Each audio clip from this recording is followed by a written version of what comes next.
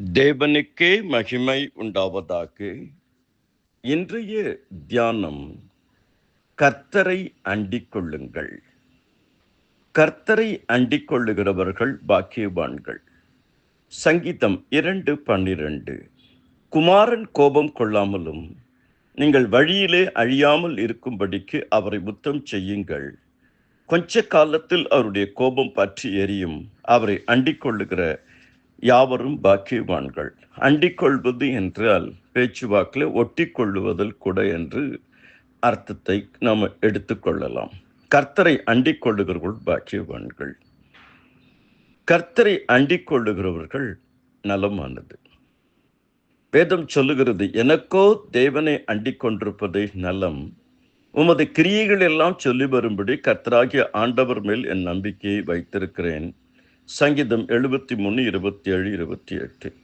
உலகத்தில் எதை நீங்க அண்டிக் கொண்டாலும் கடைசியில் ஏமாற்றங்களும் சோர்வுகளும் மிச்சம். ஆண்டவரை அண்டிக் கொள்ளுங்கள். நம்மளை எது அண்டிக்கணும், நம்ம கிட்ட எது ஒட்டி கொள்ளணும்னு கர்த்தர் தீர்மானிப்பார். மூன்றாவது, கர்த்தர் தம்மை அண்டிக் கொள்ளுகளுக்கு கேடகமானவர். தேவனுடைய வசனம் எல்லாம் புடமிடப்பட்டவைகள். தம்மை அண்டிக் கொள்ளுகிறவர்களுக்கு ஒரு கேடகமாக இருக்கிறார். அவருடைய வசனங்களோடு ஒன்றையும் கூட்டாதை, கூட்டினால் அவர் உன்னை கடிந்து கொள்வார், நீ பொய்யனாவாய். கர்த்தரை அண்டிக் கொள்ளுகளுக்கு அவர் கேடகமாக இருக்கிறார்.